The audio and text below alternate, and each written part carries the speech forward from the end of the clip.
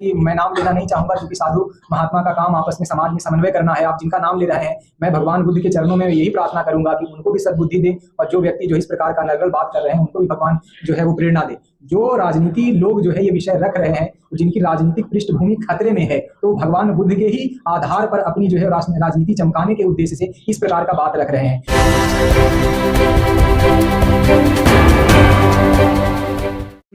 हिंदू ही क्यों रहेगा, सिर्फ उसी को क्यों नहीं सौंपा जाए? ये आपने बहुत ही सुंदर जो है विषय उठाया है कि महाबोधि महाविहार में हिंदू ही क्यों रहे। मैं अगर यह विषय उठाऊं कि महाबोधि महाविहार में बौद्ध ही क्यों रहेंगे, तो ये बहुत ही असहज स्थिति हो जाएगी।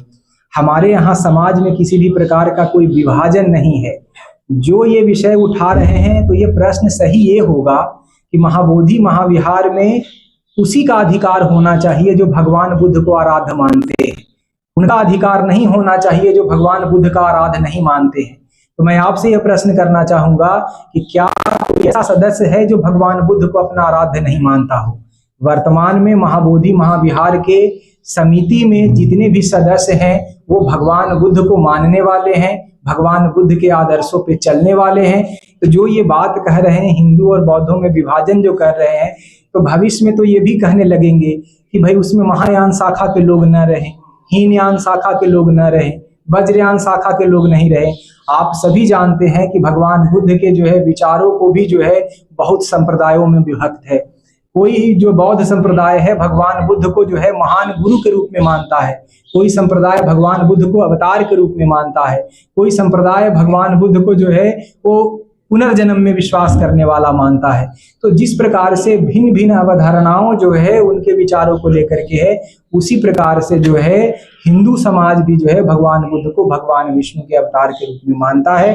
तो इसमें किसी भी प्रकार का कोई विरोध नहीं है। महंत जी, ये जानना चाहूंगा, जो विरोध कर रहे हैं उनकी शक्ति क्या है?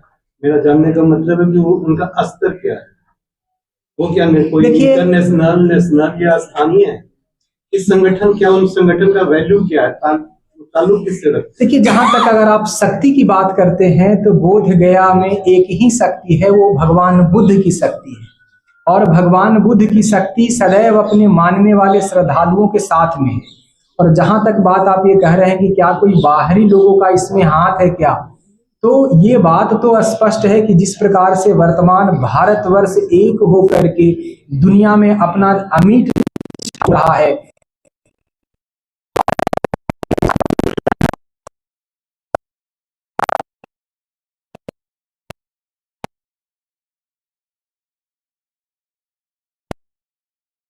में भ्रमित होकर के इस प्रकार का बात उठा रहे हैं। सर, मैं ये जानना चाह रहा था, जैसे कोई भी संगठन है तो एक राष्ट्रीय स्तर का संगठन होता है जिसके और जिसका बोलना काम करना वो वैल्यू रखता है।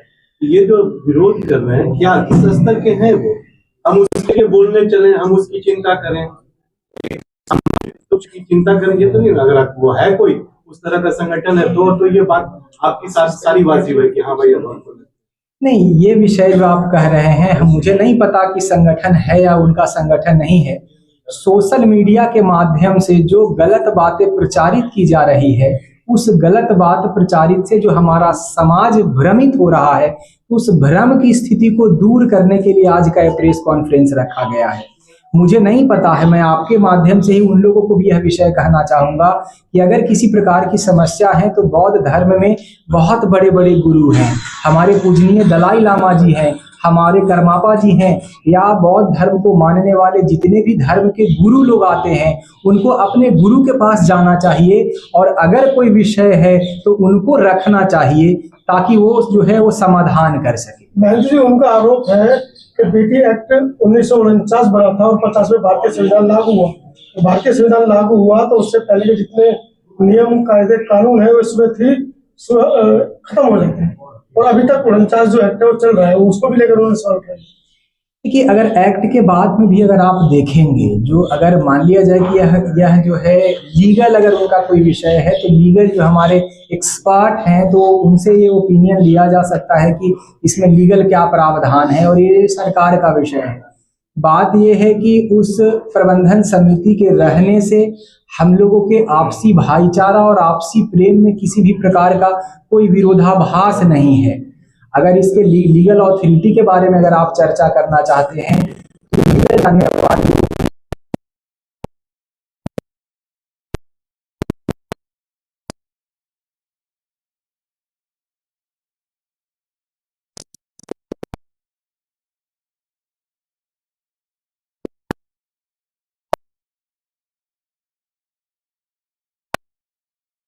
हैं, अगर वास्तविक में वो समाधान या भगवान बुद्ध के विचारों से अगर प्रेरित होकर के बोध गया आते तो आप जैसा कह रहे हैं वैसा ही वो मार्ग अपनाते।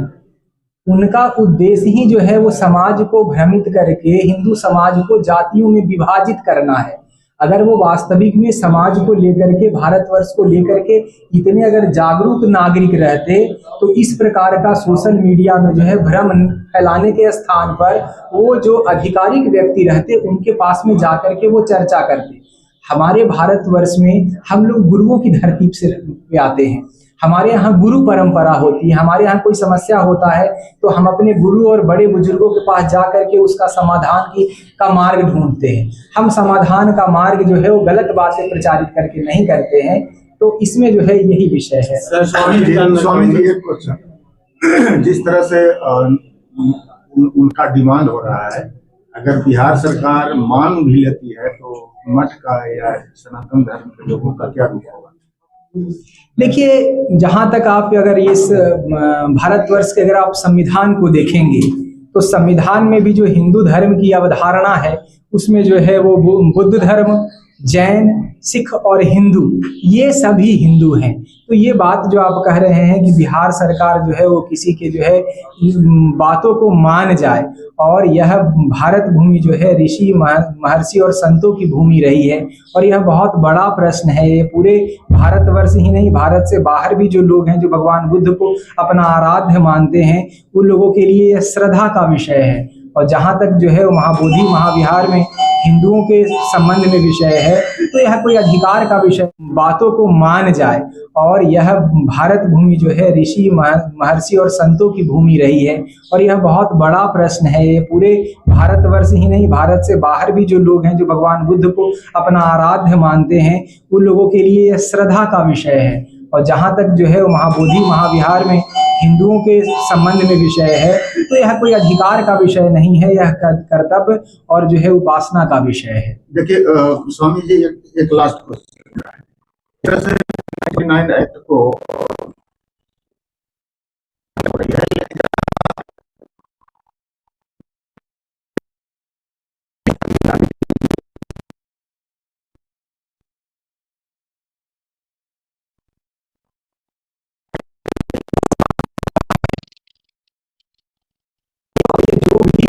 जो भी समूह के लोग इस एक्ट पर प्रश्न उठा रहे हैं वो बीटीएमसी एक्ट पर प्रश्न नहीं उठा रहे हैं।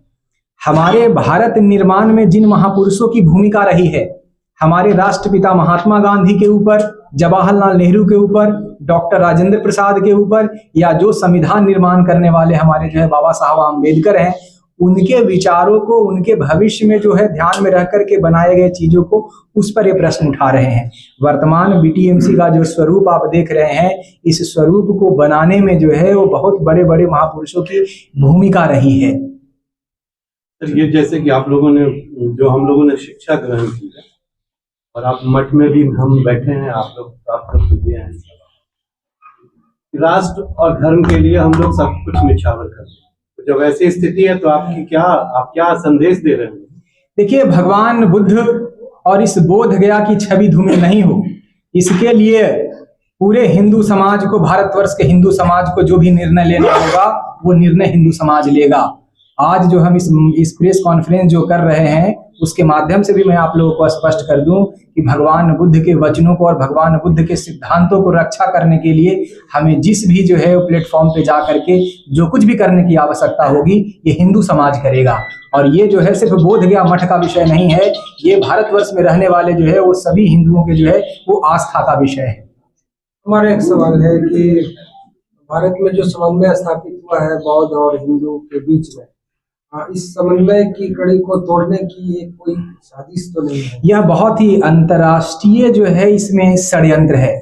आप अगर देखेंगे जिस प्रकार से 100-200 की संख्या में यहाँ पर आकर के कोई लोग बौद्ध भिक्षु के भेष में है, कोई जीन्स पैंट पहन करके भी अपने आप को लामा कह रहे हैं, कोई कुछ कह रहा है, और इन लोगों को जिस प्रकार से जो है वो सोशल मीडिया के माध्यम से गलत बातें प्रचारित कर रहे हैं, तो निसंदेह जो है भारत को जातियों में विभाजित करके हमारा भारतवर्ष आंतरिक विवादों में फंस जाए, और जिस विकास की गति से हमारा देश जो है वो विश्व गुरु बनने की दिशा में है, उसका जो है वो गति किस प्रकार से बाधित हो जाए, इसके लिए है अंतर्राष्ट्रीय षड्यंत्र ही प्रतीत होता है, और निसंदेह अंतर्राष्ट्रीय षड्यंत्र है। इसमें स्थानीय राजनीति की भूमिका, राजनीतिक पार्टियों की भूमिका को भी आप देखते हैं? नहीं, मैं चूंकि यहीं स्थानीय जो है बोधगया मठ का ही महात्मा हूँ, और मैं स्थानीय लोगों से मिलता हूँ, और यहाँ के स्थानीय जितने भी जनप्रतिनिधि हैं वो यहाँ के जो है समन्वय और आपसी प्रेम भाईचारा से बड़े ही उसके सहयोग में रहते हैं। तो स्थानीय कोई भी जनप्रतिनिधि ऐसा नहीं है कि इस विषय को वो उठाए। सरकार से रिपोर्ट है कि उसमें एक राजनीतिक पार्टी का हाँ बिल्कुल, एक जरूर देखने में आता है कि मैं नाम लेना नहीं चाहूंगा, क्योंकि साधु महात्मा का काम आपस में समाज में समन्वय करना है। आप जिनका नाम ले रहे हैं, मैं भगवान बुद्ध के चरणों में यही प्रार्थना करूंगा कि उनको भी सद्बुद्धि दे, और जो व्यक्ति जो इस प्रकार का नर्गल बात कर रहे हैं उनको भी भगवान जो है वो प्रेरणा दे। जो राजनीति लोग जो है ये विषय रख रहे हैं, जिनकी राजनीतिक पृष्ठभूमि खतरे में है, तो भगवान बुद्ध के ही आधार पर अपनी जो है राजनीति चमकाने के उद्देश्य से इस प्रकार का बात रख रहे हैं। अगर आप गहराई में जाएंगे तो आप पाएंगे कि भगवान बुद्ध के किसी भी सिद्धांतों पे वो जीवन नहीं जीते हैं, कोई भी वो पंचशील का पालन नहीं करते हैं, कोई भी अहिंसा सत्य का पालन नहीं करते हैं। वो जो भगवान बुद्ध के संबंधित विषय जो उठा रहे हैं वो एकमात्र अपने स्वार्थ सिद्धि और राजनीतिक उद्देश्यों के लाभ के लिए उठा रहे हैं, या बाहर से जो उनको जो है हमारे हिंदू समाज को तोड़ने के लिए, भारतवर्ष को समस्या उत्पन्न करने के लिए जो अंतर्राष्ट्रीय जो है षड्यंत्र है उससे उनको सहयोग मिल रहा हो, चाहे आर्थिक सहयोग हो या किसी और प्रकार का सहयोग। बोधगया मठ सरकार से क्या अपील करती है इस समन्वय को खराब करने वाले लोगों की? नहीं,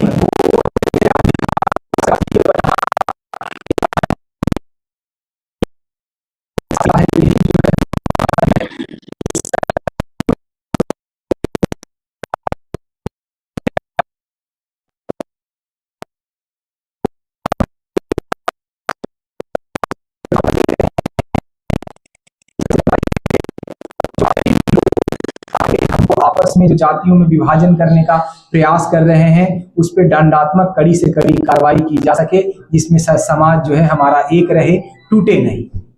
बहुत बहुत धन्यवाद।